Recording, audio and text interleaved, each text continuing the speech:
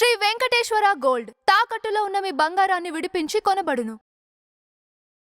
నమస్తే సార్. నమస్కారం అండి. సార్, ఇది జగన్ గారు ఏమన్నారంటే ఈగా నుంచి మేము పాదయాత్ర చేస్తాం అని చెప్పేసి ప్రకటించారు.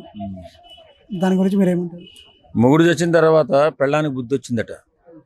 ఏమంటారంటే 151 సీట్లు ఇచ్చి అద్భుతంగా పరిపాలించు బాబు అని చెప్పి ఆంధ్ర రాష్ట్ర ప్రజలు అంత అద్భుతమైన విజయాన్ని ఇచ్చి పరిపాలన చేయమంటే ప్యాలెస్లో పడుకుని ఉచిత పథకాలు ఇస్తే ప్రజలంతా నెత్తిమే పెట్టుకుంటారని చెప్పి ఒక సలహా తీసుకుని సలహాదారులు ఎంతోమందిని పెట్టి అలాంటి సలహాలు తీసుకుని ఈరోజు రోడ్డు మీదకి వచ్చిన మనిషి జగన్మోహన్ రెడ్డి.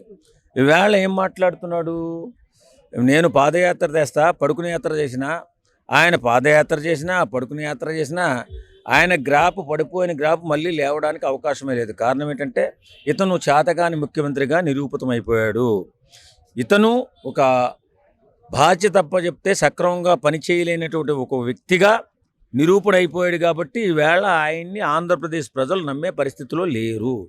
ఆయన ఎన్ని పాదయాత్రలు చేసినా, ఎన్ని పడుకుని యాత్రలు చేసినా, నీకు ఇచ్చిన అవకాశాన్ని నువ్వు నిర్లక్ష్యం చేసి ఏ రోజైతే నువ్వు ప్రజల్ని తప్పుదోవ పట్టించి సరైన పాలన అందించక ఒక వేలో వెళ్ళిపోయి సంక్షేమ పథకాల పేరుతో దోపిడీ జరిగిపోయి దోపిడీ చేసి వేళొచ్చి నేను మంచి పరిపాలన చేస్తా, కార్యకర్తలను ఆదుకుంటా, ప్రతి ఒక్కరిని గుర్తుపెట్టుకుంటా అంటే నీకు అవకాశం వచ్చిన రోజు ఏ మంత్రికైనా అపాయింట్మెంట్ ఇచ్చుంటే, ఏ ఎమ్మెల్యేకైనా అపాయింట్మెంట్ ఇచ్చి మీ నియోజకవర్గంలో ఏమేమి కావాలి, ఏమేమి అవసరాలు ఉన్నాయని చెప్పి ఆ రోజు మీరు ఆలోచించుంటే ఈవేళ మీకు ఈ పరిస్థితి వచ్చేది కాదు. ఇంత తక్కువ స్థానాలకు పడిపోయే పరిస్థితి వచ్చేది కాదు. కాబట్టి ఈ రోజుకైనా తెలుసుకున్నందుకు సంతోషం. కానీ మీరు చేసేటటువంటి ప్రతి పర్యటన జనానికి ఉపయోగపడేలా ఉండాలి, ఖచ్చితంగా జనహితమై ఉండాలి. కాబట్టి ఈరోజు మీరు చేస్తున్న ప్రతి కూడా మీరు చేస్తున్న పర్యటనలు ఇప్పటివరకు అభ్యంతరకరంగానే ఉన్నాయి. కాబట్టి జనానికి ఉపయోగకరమైన పర్యటనలు చేస్తే బాగుంటుంది. రేపు ప్రజలు నమ్మే అవకాశం ఉంది. వేళ మీరు ఎన్ని ప్రెస్ మీట్లు పెట్టినా, ఏమి చేసినా సరే ఆంధ్రప్రదేశ్ ప్రజలు మిమ్మల్ని నమ్మే పరిస్థితిలో లేరు. ఇతను చేతగాని ముఖ్యమంత్రి, చేతగాని ముఖ్యమంత్రి మళ్ళీ మనమైతే తిట్టినట్టు ఉంటుంది. చేతగాని ముఖ్యమంత్రిగా నిరూపణ అయిపోయిన సందర్భంగా ఈవేళ ప్రెస్ మీట్లో సోషల్ మీడియా వాళ్ళు యాక్టివ్గా ఉండాలి, నా కార్యకర్తలంతా యాక్టివ్గా ఉండాలి, మనం బలోపేతం చేద్దాం. ఈ బలోపేతం చేసేదేదో నీకు ముఖ్యమంత్రిగా అవకాశం వచ్చినప్పుడు వీళ్ళని మీ మంత్రుల్ని, మీ ఎమ్మెల్యేలకి అపాయింట్మెంట్లు ఇచ్చి వాళ్ళ నియోజకవర్గంలో ఉన్నటువంటి అభివృద్ధి కార్యక్రమాలు చేసుకునే విధంగా చేసుంటే ఈవేళ నువ్వే ముఖ్యమంత్రి అయ్యేవాడు. రెండో పాయింట్, ఎవరైతే జనానికి ఉపయోగంగా ఉంటాడో, ఎవరైతే జనానికి సొంత డబ్బులతో సాయం చేస్తాడో అలాంటి వ్యక్తుల్ని కించపరిచావు నువ్వు. పవన్ కళ్యాణ్ లాంటి మనసున్న గొప్ప వ్యక్తిని, సొంత డబ్బులతో రాజకీయం జరుపుకుంటున్నటువంటి ఒక వ్యక్తిని తీసుకొచ్చి ఇంటిల్లపాదిని నీచాలు లేకుండా తెచ్చించిన దుర్మార్గుడు ఎవడన్నా ఉన్నాడంటే నీ పార్టీలో నువ్వు ఒకడే జగన్మోహన్ రెడ్డి గారు. ఈవేళ నువ్వు ఎన్ని నంగనాసి మాటలు మాట్లాడినా, ఎన్ని తెలివి తక్కువ మాట్లాడినా అది తప్పిదమే తప్ప నువ్వు చేసిన ఉపకారం ఏమీ లేదు. నువ్వు ఒకవేళ వెళ్ళిపోయి యువతకు ఉద్యోగాలు లేకుండా, ఎలాంటి పరిశ్రమలు రాకుండా అడ్డుకుని రవాణా వ్యవస్థను సర్వనాశనం చేసేసి, పంచాయతీ వ్యవస్థను నాశనం చేసేసి వేళ నువ్వు మాట్లాడతాను మళ్ళీ వచ్చి నేను చేస్తానంటే ఎవరు నమ్ముతాడు? ఇక్కడ ఇంకొకటి ఏంటంటే ఇప్పటి వరకు ఈ వైఎస్ఆర్సీపీ పార్టీ అనేది విశ్వాల నమ్మకానికి పెద్దపీట వేసామని ఇంతకుముందుకు ఉన్నట్టుగా లేము, వేరే పార్టీలు ఉన్నట్టుగా లేము అని చెప్పేసి మాట్లాడుతున్నాం. అంటే నిజంగా నమ్మకంతో ఉంది అనుకోవచ్చా? ఎట్లా? తాగుబోతుకి క్వార్టర్ మందు బిర్యానీ ఇవ్వడం నమ్మకమా? కాకపోతే ఉచితాల పేరుతో దోపిడీ చేసి ఉచితాలు ఇవ్వడం నమ్మకమా?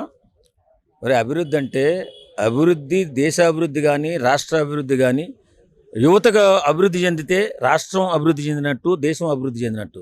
వేళ నువ్వు యువతకి ఎలాంటి అవకాశాలు లేకుండా, ఎలాంటి ఫ్యాక్టరీలు నిర్మించకుండా, ఎలాంటి ఐటీ కంపెనీలు నిర్మించకుండా, ఎలాంటి పారిశ్రామిక వాడలు తేకుండా ప్యాలెస్లో పడుకుని పరిపాలన చేసిన వ్యక్తివు నువ్వు వేళ ఎలా నమ్మాలి చెప్పండి?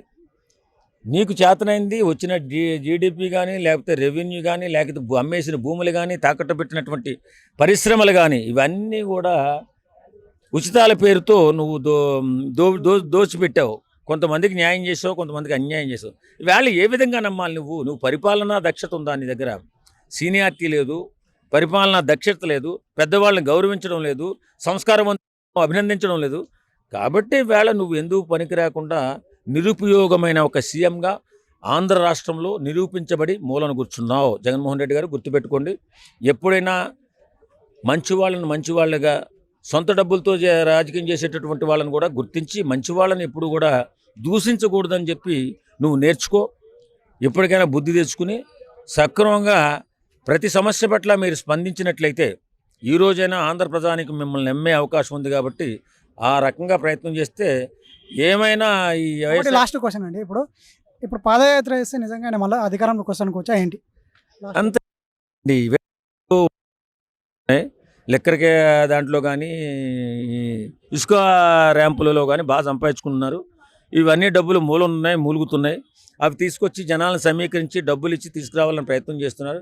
ఏం చేసినా పరిపాలనా దక్షత ఉందా లేదా, ఈయన పరిపాలనలో ఎవరికి ఉపయోగం జరుగుతుంది, యువతకి ఎలాంటి అవకాశాలు వస్తున్నాయి, యువత స్థిరపడగలరా, బిడ్డల భవిష్యత్తు బాగుంటుందా లేదా అని తల్లిదండ్రులు ఆలోచించి బిడ్డల భవిష్యత్తు బాగుంటుందని ఆలోచిస్తే ఆయన్ని మళ్ళీ నమ్మే అవకాశం ఉంది. లేదు మళ్ళీ ఇలా ఉచితాలతో నేను చెలరేగిపోతా, నేను వచ్చిన తర్వాత నేను రాకముందు నేను వచ్చుంటే ఎంతలా, నేను రాకుండా ఉంటే ఎంత నష్టం వచ్చేదని చెప్పి స్కానర్ చూడండి అంటున్నావు. ఇది చాలా అమాయకమైన ప్రశ్న. నువ్వు వ్యాపారం చేయట్లా. రాజకీయం అంటే అభివృద్ధి. అభివృద్ధి చేస్తేనే రేపొద్దున బిడ్డలకు అవకాశాలు వస్తాయి, వాళ్ళ జీవితాలు బాగుంటాయి, వాళ్ళ జీవనోపాధి బాగుందంటే తల్లిదండ్రులు కూడా మిమ్మల్ని ఆహ్వానిస్తారు. ఈ అందరి కోరికలు తీర్చగలిగితే ఖచ్చితంగా సీఎం అవ్వచ్చు. తీర్చుతామని నమ్మగలిగితే ఖచ్చితంగా సీఎం అవ్వచ్చు. లేదు పోయినసారిలాగే పరిపాలన చేస్తా, నేను ఉచితాలు ఇస్తా అంటే మాత్రం ఎవడో నమ్మే పరిస్థితులు లేదు. Thank you. Thank you.